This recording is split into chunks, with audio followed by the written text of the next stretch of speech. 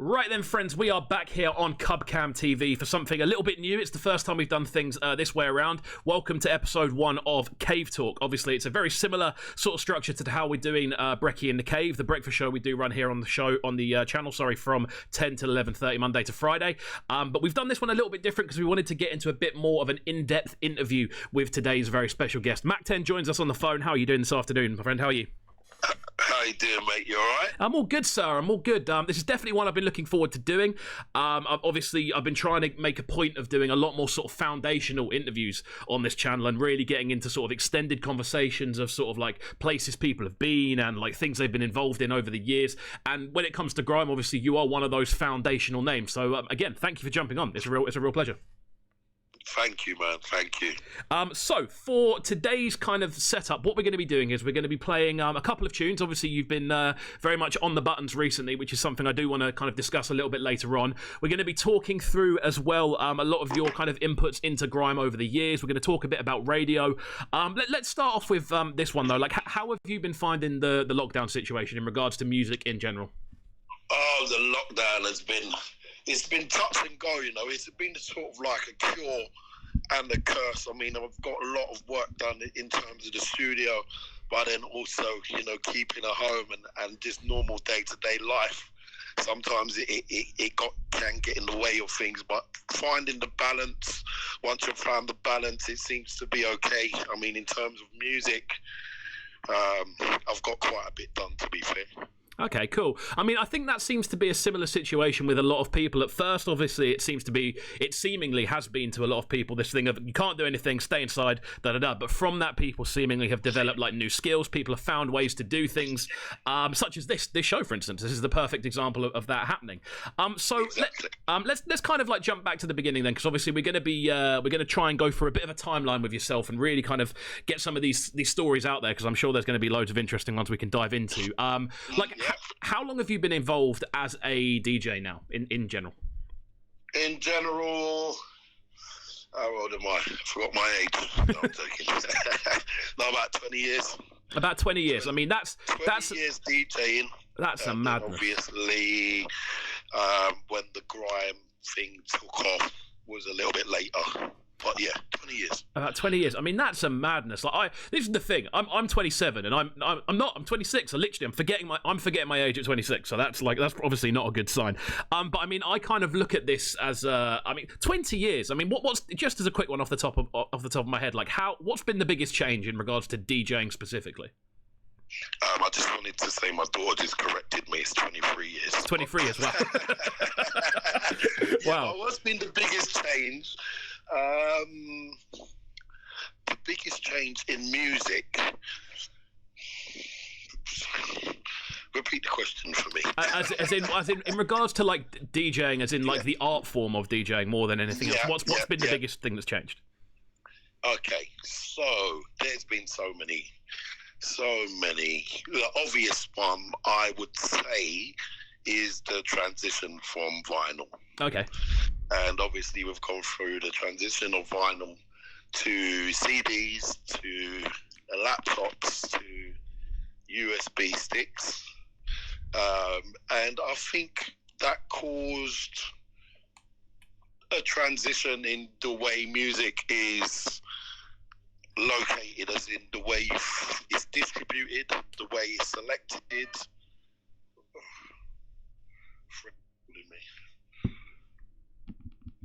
Sorry, my phone rang. So it's sort of changed the way that music is distributed, the way it's selected, and that sort of correlated across into the clubs, the way music's played. That's how I believe that DJ started playing a more eclectic sort of DJ set once music became more accessible. I'd agree with that, man. I'd agree. And I think, obviously, having all that extra music available to people, as you say, really does. It opens up the ability to open up your palette, because it means you aren't having to, it means you're not having to pay like £7 for a tune you might not possibly like, if you know what I mean. Yeah, definitely. Like, obviously, with that, then, obviously going back to those earlier sort of days, obviously you did kind of start out in a totally vinyl era. Like, how did you find that sort of process of finding music in the sort of earlier days? Right, so I went from mainly records and, just buying records to getting them in the post, sort of test presses. And then I was obviously introduced to the Dubplate culture, and that was where it sort of went for me. I was lucky enough to know some really talented producers, like some I knew, some I didn't, and I was able to sort of create my own niche selection because no one could have the access to some of the people I had access to, or some of the music I had access to. I mean, that's obviously something that's become very, very. It's become almost essential to a lot of the sort of more to the sort of high roller DJs, if you know what I mean. That level of having almost exclusive music, and that's still something that does still very much exist to this day. It's more so that you're just not having to pay like 15, 20 quid per cut. Yeah, 15, 20, it was 30. At the beginning, it was for 50 quid, 45 quid. Madness. Yeah. So, but I feel like it was money well spent. Definitely, man. I mean, on that topic then, are there any sort of Percy cuts, like ones you got done specifically that you look back on and go, oh, I'm so happy I got that one done? Like, what were the big ones that you remember having?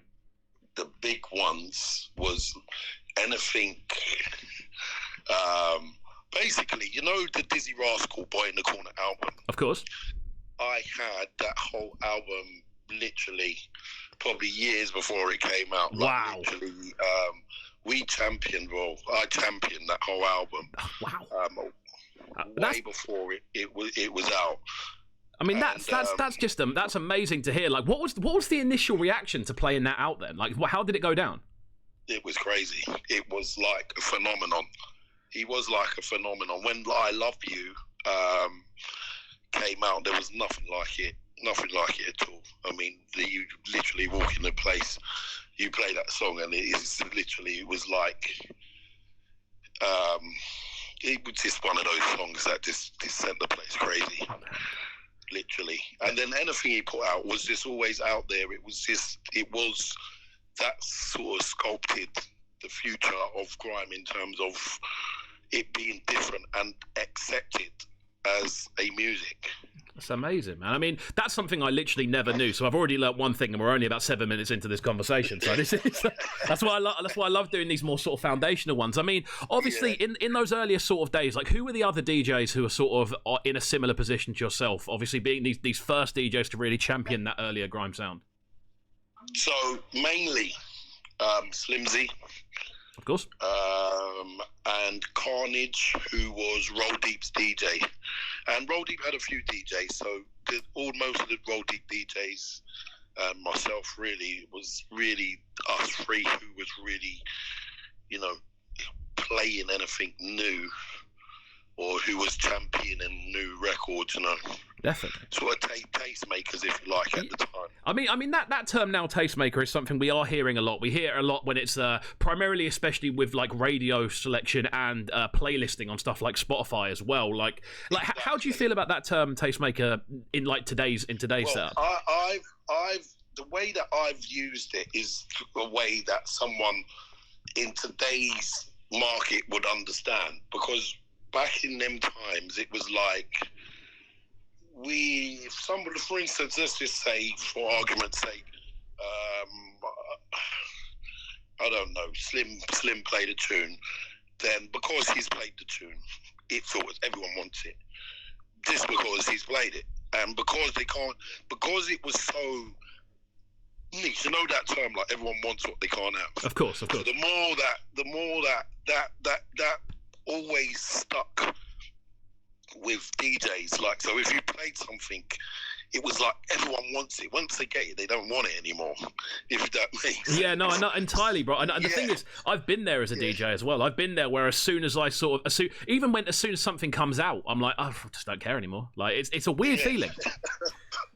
Exactly, and that's what happened. So, and back then it was a lot more difficult to get your hands on things. Believe it or not, DJs used to record us, or record literally on a TDK tape, our set, and if no one was MCing over a tune, or they just managed to get the instrumental playing on its own, they would take that, they'll probably put it in a waveform, loop it and take it to a dub house and cut it from the tape. I mean, do you know that? Do you know cases of that happening? Like that specific thing happening? Yeah, 100%. I can name you a few DJs that are like current now, that are out there, that are doing things, who used to do that. That's a madness, man. I mean, I think I won't name them, but... yeah, no, of course. I think that's a sign of the times, though, because obviously there's two ways of kind of taking that information. It's a kind of thing of you can look at it two ways. You can kind of go, oh, I just really wanted the tune and I had no way of getting hold of it, so this is the only way I could find of getting hold of it. Or it's a case of, well, you shouldn't have the tune because you haven't been given it. So there's definitely two ways you can look at it. Exactly. And I think as well that sort of it's quite funny how the kind of that kind of passion for finding new music sort of translates over time as well. I mean, in the earlier sort of periods, it was a lot more about kind of almost ripping to an extent and making sure you did have like you were able to listen to as many sets as possible. Obviously, there was a lot of sort of forums in the earlier grime kind of days where people really were kind of like trying to find like instrumental cuts and people who had the instrumentals. Like it's an exciting. To be fair, it's an exciting thing to kind of think about.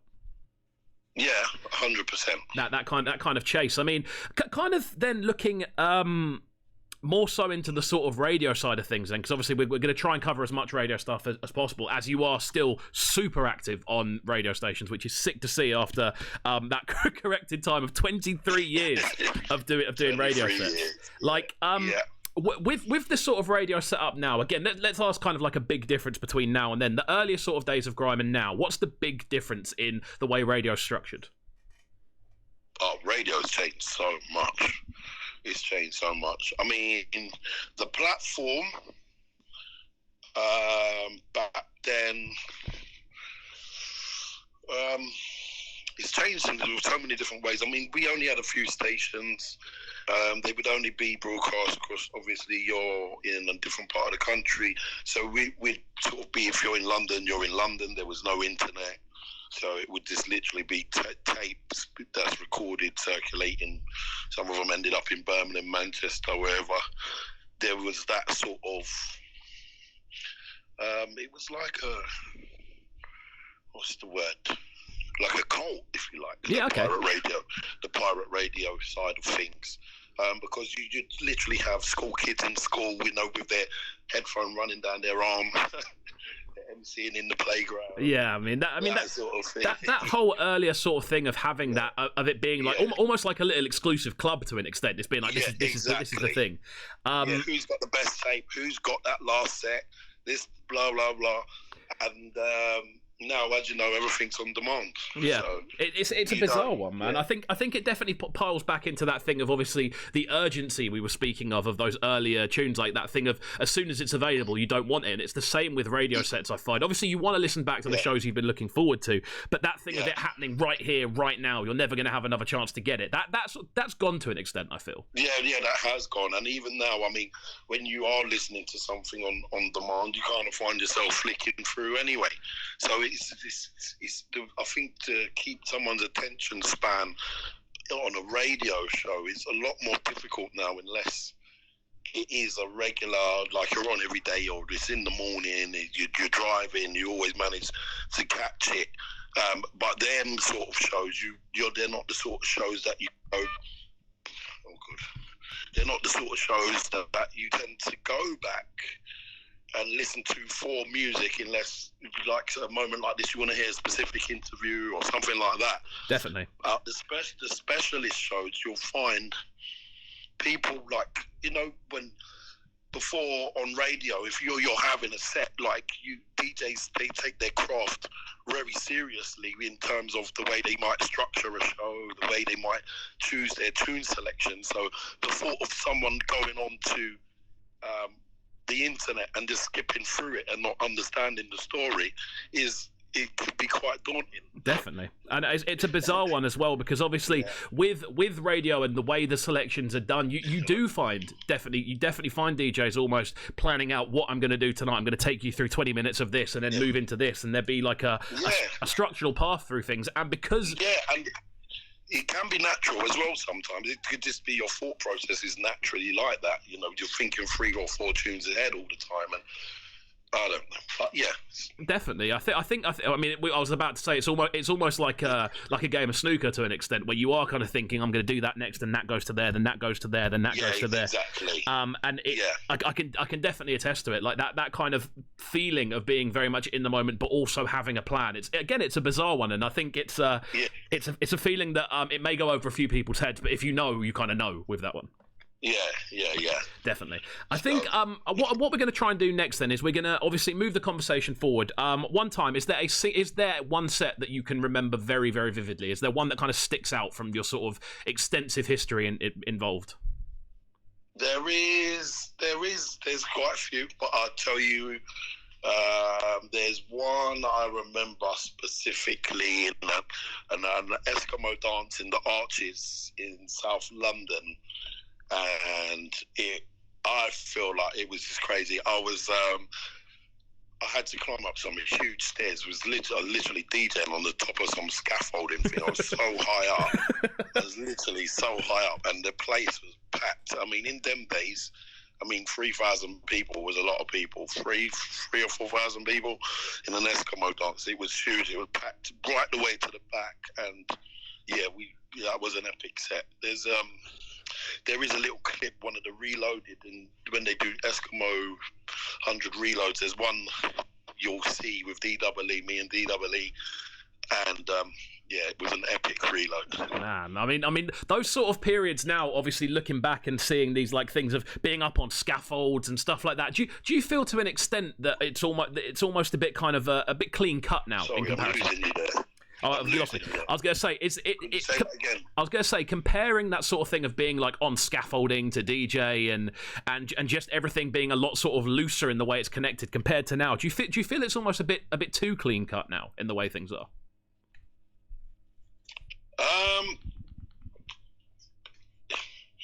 In terms of events, events specifically here.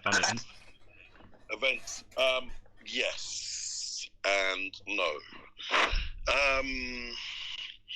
Because I feel like some of these platforms needed to grow to help everyone see a bigger picture. Okay. But then I also feel like we still need them underground, radio. People can go, and it's not about the stage, and it's just about people just standing in a circle, getting on the mic, people putting their fingers in the air, and it is that raw energy. But those sort of nights, they need to grow as well, or there needs to be more of them. But I feel like the Eskimo dances and the grime originals, I feel like they are needed as well in order for everyone to see a bigger picture. Definitely. I mean, they're like what you see down the line. That you kind of go, we're going to start doing this very sort of homespun, very kind of underground approach to things, but we want to make it so it's popular enough to get to there. Yeah, to get to that. Or you don't necessarily have to, because I always love the guys that just put on something because they love doing it. And they don't want to go to that level. They just want to throw a good night. They want it to be raw. They want it to be edgy. And you're always going to have those promoters that are looking for that. So you got to rate those guys as well, because they're the ones who bring everyone up to get to those Eskimo dances and the grime originals, and give everyone a platform to go and showcase their stuff to those raw crowds. Amazing, man. I mean, this. I tell you what, I've been enjoying this conversation so much. We've already been talking for around 19 minutes, and we haven't even got into playing any music yet. So we're going to do that now. This is what I like, though. This is what I'm going to try and make this Cave Talk series a bit more about. More extended conversations. Obviously, still play some music as well, but I'm really kind of get into some sort of foundational stuff there. I mean, it's been some of the stuff we've already heard today has been amazing. We're going to get into this one first. Now, this is from yourself and Nasty Jack. It goes by the name of Love Life. Talk to me about this tune. Yeah, this one we released a couple months back. Video's out on Grime Daily. It's myself, Nasty Jack, and it's called Love Life. There we go. Let's get into this one then. We're gonna be we're gonna be still on camera. Obviously, we're gonna let this one run out for about a minute and a half or so. Then we're gonna get back into the conversation. We're gonna move it forward, I think, to more sort of working on production and what you're up to at the moment, because obviously there's a lot of stuff bubbling. So we're gonna get into that in just a second. We're live on CubCamTV. Don't go anywhere. Yeah. Queffa. Okay. Yeah. Boss gang, make money, fuck y'all, love life. Boss gang, make money, fuck y'all, love life. Boss gang, make money, fuck y'all, love life. Boss gang, make money, fuck y'all, love life. Don't know the flow too icy. This year I come back nicely. They say that I'm big like Mikey. Jackson, I'm hotter than spicy. Sorry, but you can't be wifey. Your boyfriend wanna be like me. Mad energy like Tai Chi. Put the West on something like Highland. Gaga, but I shine brightly. None of you diggers out can't lie me. Still out here, I move wisely. Don't want beef, but you wanna bite me. Come from a heartless crew, mighty. Jackson, I'm rare like Ivory. Stay well connected like IG. They don't like me cause I'm IC3. Boss gang, make money, fuck y'all, love life. Boss gang, make money, fuck y'all, love life. Boss gang, make money, fuck y'all, love life. Boss gang, make money, fuck y'all, love life. Wake up, flex on, brand new quef got a next one. Them boy there on a beg one. Better tie out my lace, my check one. Wake up, flex on, brand new quef got a next one. Them boy there on a beg one. I better tie out my lace, my check one.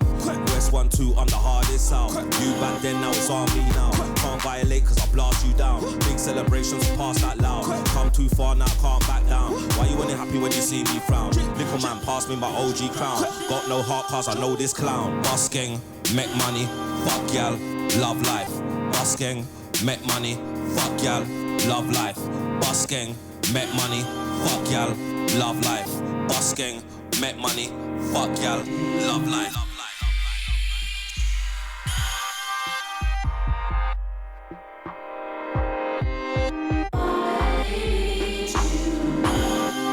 Back on Cavetalk on CubCamTV. MAK10 joins us on the line. That one coming from him and Nasty Jack, going by the name of Love Life. Let's move the conversation forward. Then I'm really enjoying this as a format. To be honest with you, it's a lot more loose than breakfast is in the morning.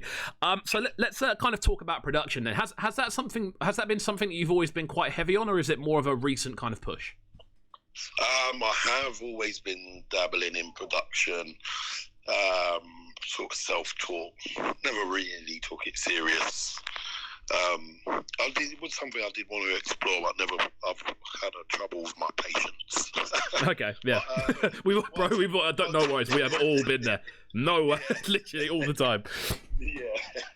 But I think once I started to get a bit better and sort of sitting around other people, I mean, I felt like I could. So I did become passionate about it, and it's just really picking up for me. I feel like I'm learning more, getting better every day. So let's see what comes in the future. I mean, that's sick to hear, because obviously with I mean, more than anything else, the music industry being the way it is now, when it comes to sort of like a grime scenario or a dubstep scenario, or realistically garage as well, it's very rare now you'll kind of find new figures sort of rising up who are purely just DJs. Everyone seems to be able to do DJing and producing at the same time, and it seems to be, from sort of what I see anyway, it seems to be a lot of the time that you get booked more so off the back of the music you make rather than yourself as a DJ.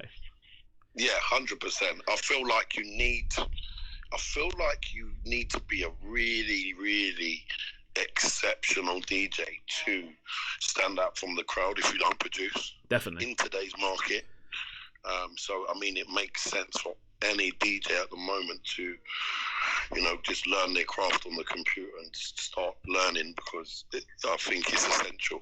Definitely. I don't think it's very difficult out there at the moment, and if you're not doing that, then it's just you're making it a lot more difficult. I was going to say you're almost trying to succeed with one arm tied behind your back more than anything else. Yeah, 100%. And I mean, you need, realistically, the way the market is now, and you can do so much if you know how to use a door or to chop waves up and to do things like that. Even if you want to DJ, you need to know how to operate those systems, those programs, so that you can make your sets more interesting. Definitely. You can change tunes, you can put acapellas over things, you can, so you need to know your way around them anyway.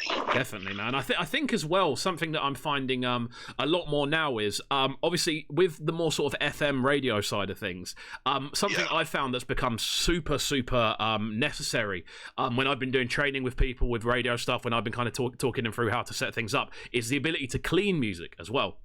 Exactly. Which is something which never really seems to ever come up in these conversations about why it's important to be a producer. But that ability to clean music can literally be the difference between you getting a show on a sort of decent FM station and not getting it. Yeah, 100%. And there's always going to be songs you need to clean. Not every tune's gonna. What are you gonna do when there's a tune you really like and there's no clean version?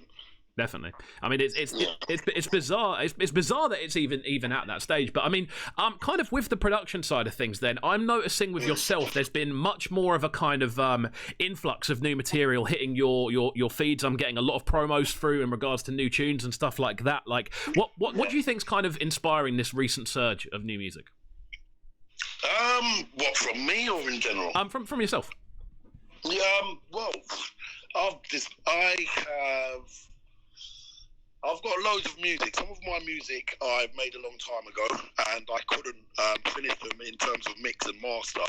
So once I sort of sat down with an engineer and I could get my stuff mixed and mastered, I just started throwing stuff out. And ever since the Nasty Jack one, I've sort of put together quite a few projects. And over the next 3 to 4 months, we've got some really interesting releases coming up. Awesome, man. That's what I like. Videos. That's what I like to hear, man. I think it's that thing of when it gets you, that sort of bug for doing it. You're like, I want to do it now. I'm on it. I've got the feeling. I'm rolling.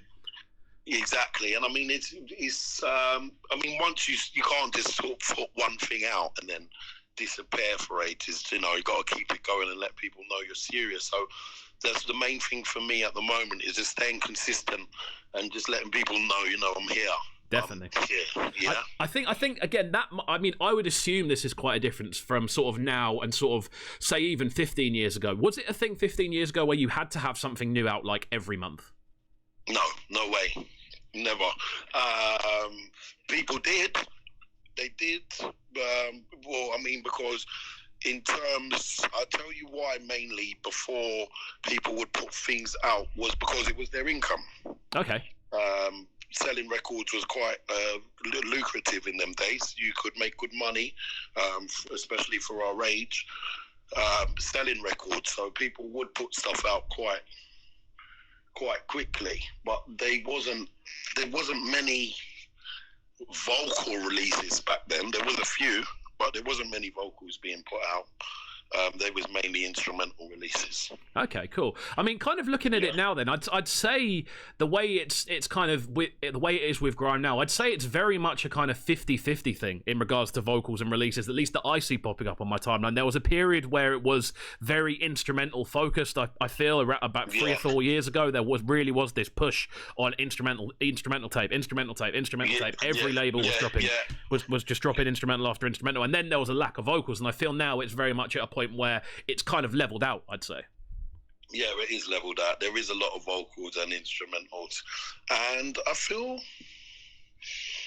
my thing is with some of the grime, though, I feel like I find not just grime, even with, let's just say our UK music industry. So I'm talking about your garage, your funky, your grime.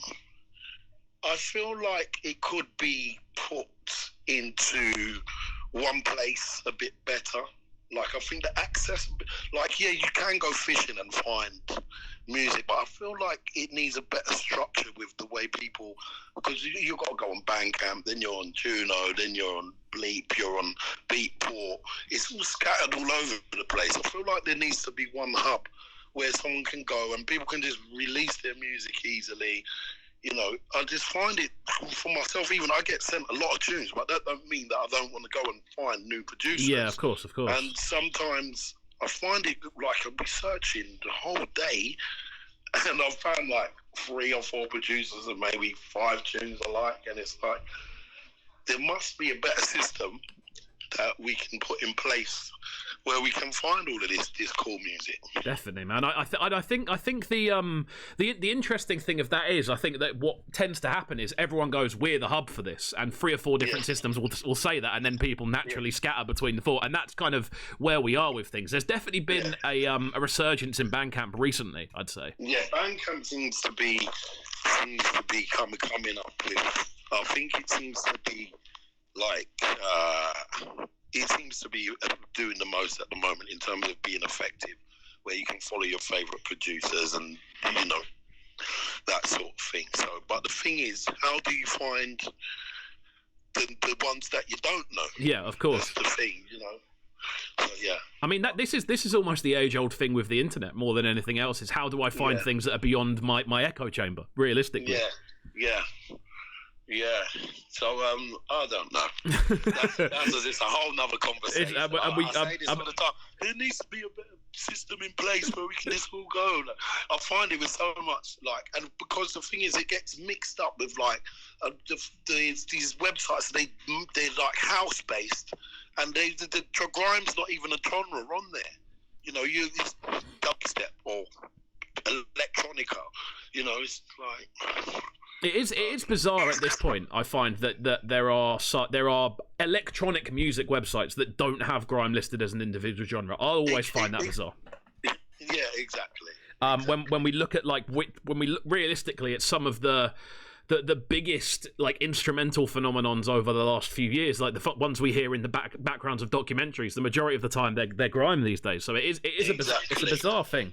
Let's kind of jump forward then into some more music. One question I'm going to ask after this is in regards to vocalists. So I'd say be prepared for it. We're going to jump into this one with Joe Fire. This one goes by the name of The Best. Talk to me about this one. Right, this one is with Joe Fire.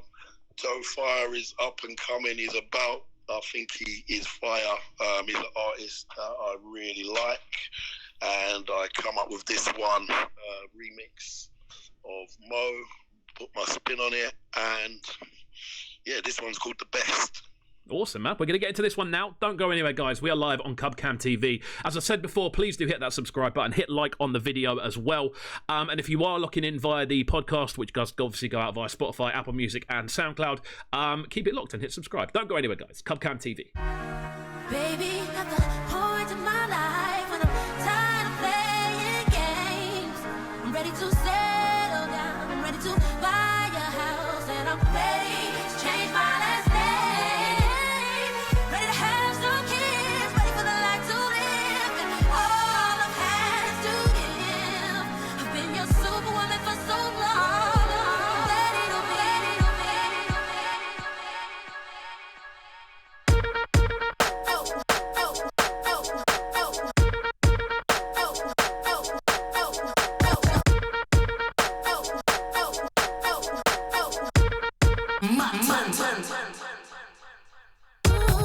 You got me impressed, come on, saw the back and them breasts. You were like them other gal, them stress. When I'm dealing with you, everything blessed. Yeah, you look fly in that trackie, still look good when your hair's in a mess.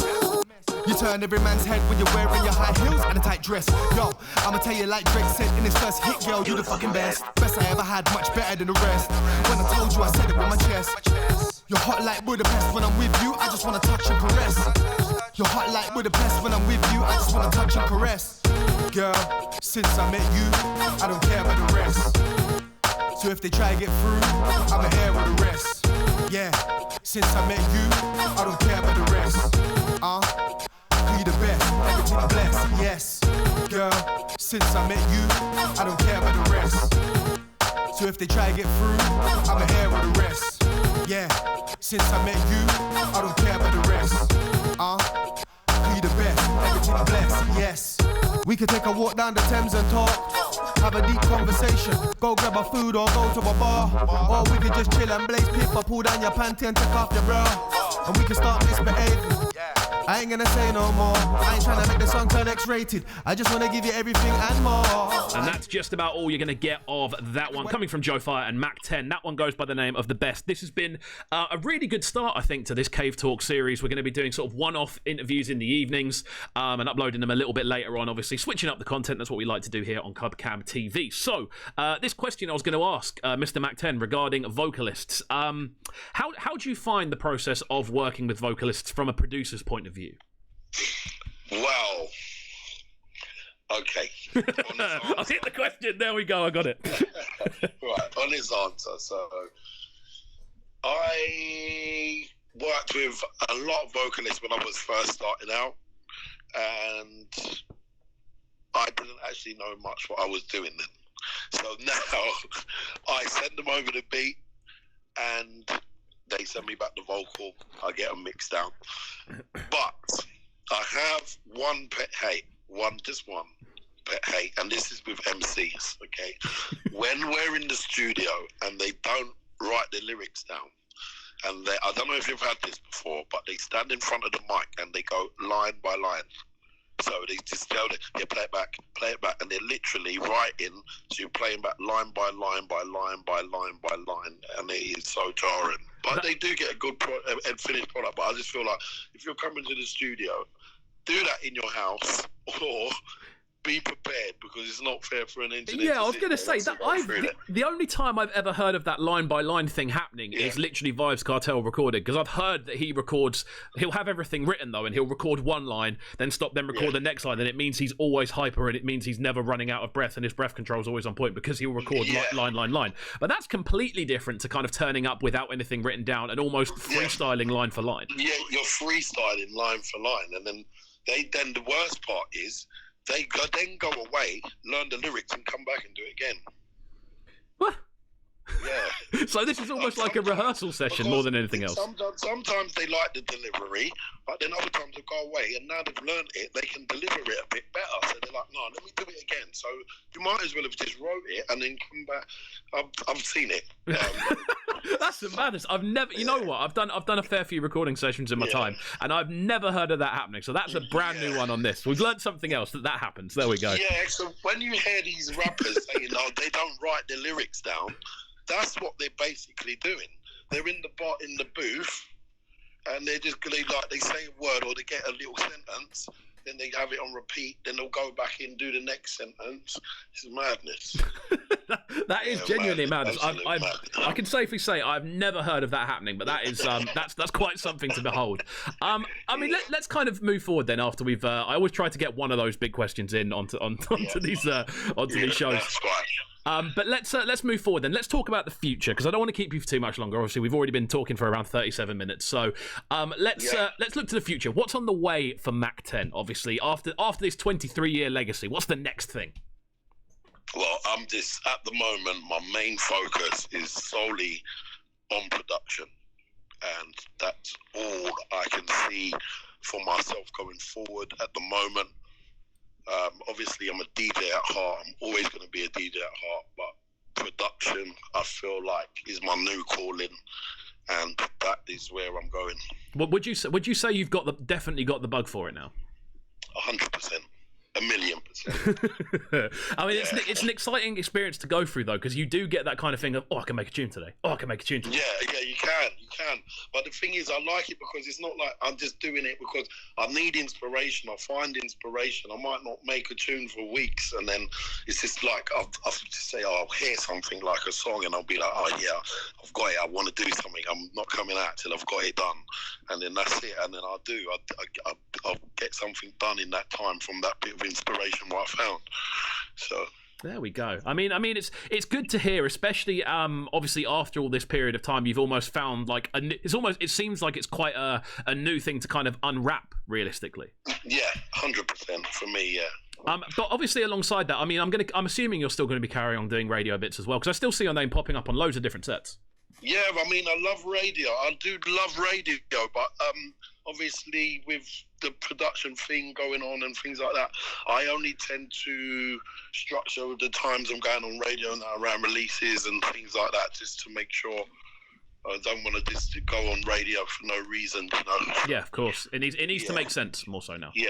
Definitely. Exactly. I mean, it's sick to see, and I've got to say as well, man, this has been one of my favourite interviews I've done in a long period of time. It's been really good to kind of hear sort of comparisons to then and now, obviously from someone who has realistically been there and is here now. It's really, really cool to see. A couple of final questions we'll kind of finish up with then. If there's one instrumental in the bag that you would have to have at all times right now, what would it be? Oh, what a question. That was a brilliant one. You I mean, little sly ones, just slipping them in. No, you know what? There's like, this is a good question because there's like, you know, like, I don't know if you might have this as well, but there's always a tune in I feel like I've got a tune that I'll always pull out just to get me in the mood. If I feel like, oh yeah, I'm going to set it off now, I'll pull this tune out. But there's one called by Teaser. It's called GRIME. Not many people, I ain't heard anyone really play it, but that for me is my go-to when I want to sort of set the mood. Okay. Or give myself that almost like the ton-up tune for the set. It's like, right, we're on now. Yeah. Like, you get me? And then when you play that, then you're going in one direction.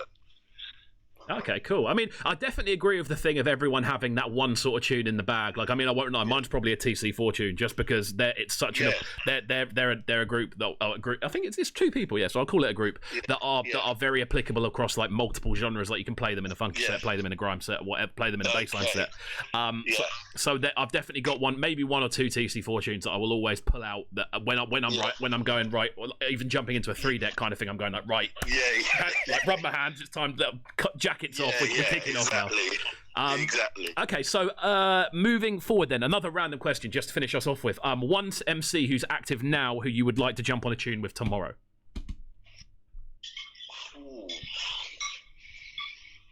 Ooh. 2 in a row. I'm loving it. These questions there, I'm never ready for them. I don't know. Like, there's so many guys I'd love to work with.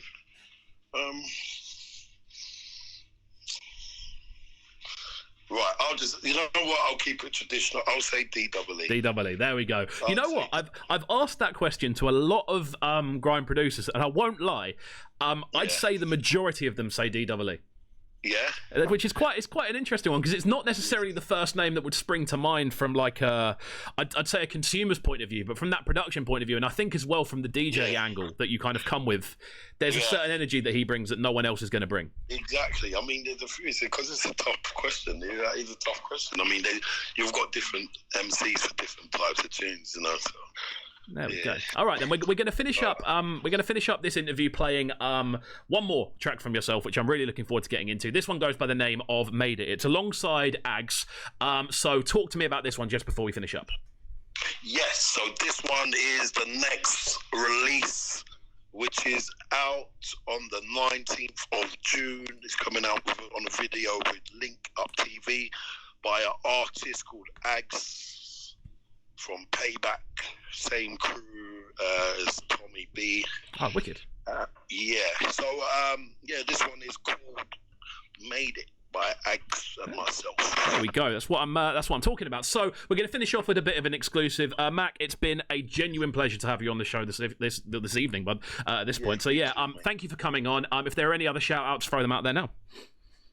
Oh yeah, shouts out Emily, hold out my daughter Shania Hadley, listening in. There we go. And just large up everyone and big up you. Thank you, sir. Thanks for coming on. We're going to finish up with this one.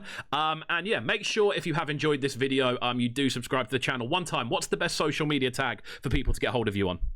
At DJ MAK10 right across the board. Lovely stuff. When it's the same on every platform, it just makes life so much easier. Yeah. There we go. Dude, it's been an absolute pleasure. We're going to finish off with this one. As I said before, hit the subscribe button. Let us know how you feel about the interview in the comments below. And, of course, hit the like button as well. And we will see you next time. Don't go anywhere, guys. Peace.